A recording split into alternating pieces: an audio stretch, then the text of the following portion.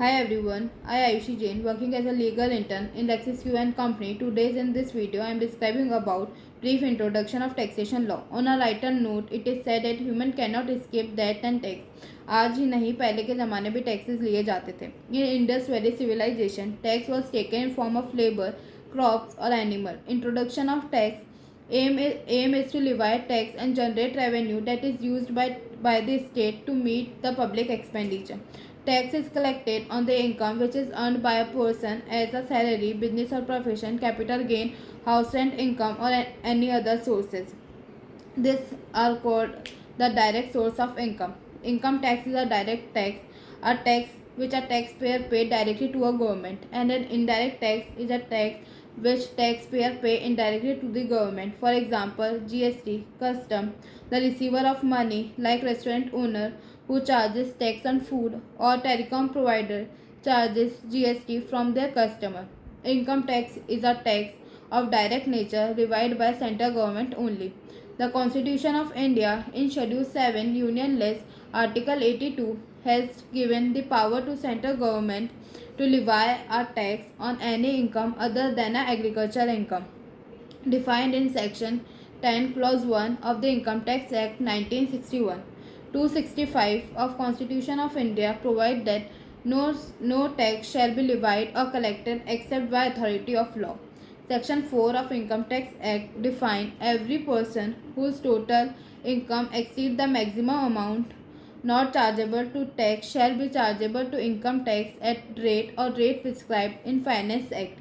Person defined in Section 2 of 2 Clause 31 of Income Tax Act include an individual, an HUF, a company, a firm, including LLP, an AOP or BOI, a local authority, every other person, and every other artificial judiciary person. Now further, we deal with cess and surcharge. Cess, Article 270 of Constitution India describe a cess as a tax or a fee, but it is imposed for a specific purpose only. It is compulsory contribution collected by the government from the public at large, and it is used for a public purpose only. For example, education cess, road cess, green energy cess, Krishna Kalyan cess, Swachh Bharat cess, education and health cess. Cess can be spent for a specific purpose only.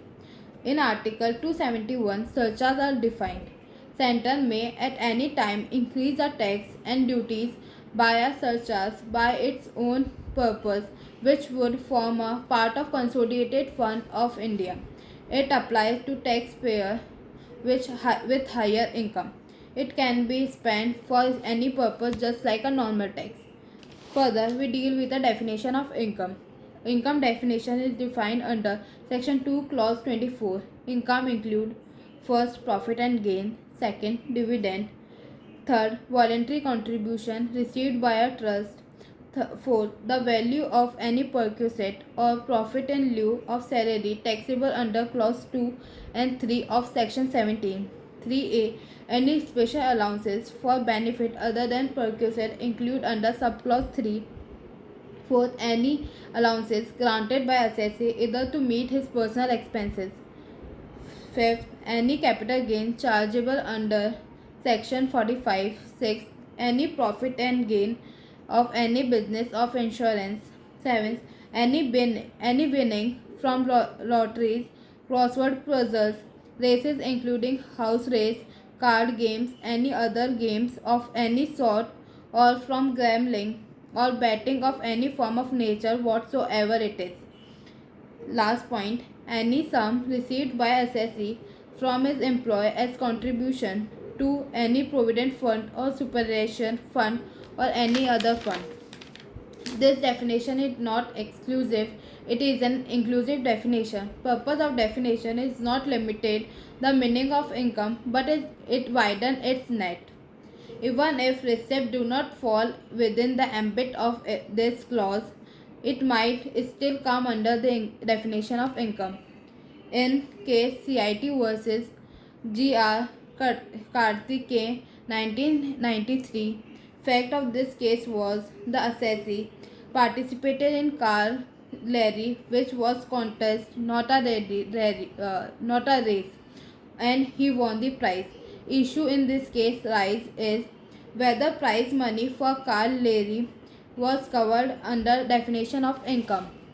Apex Court in this case held that up to assessment year 1972 and 73, receipt of a casual nature was exempted from tax. But Finance Act 1972 enlarged the concept of income. Now a single transaction may result in income for tax purpose. The world other game of any sort are wider amplitude, not limit to game of gambling nature alone. Expression winning did not follow the money from non-gambling or non-betting were included in the world income. Assasi entered in the contest to win. What he got was written for his skill and wins, but there was some earning, so it included in tax. Hence, declared that income meaning is in wider sense.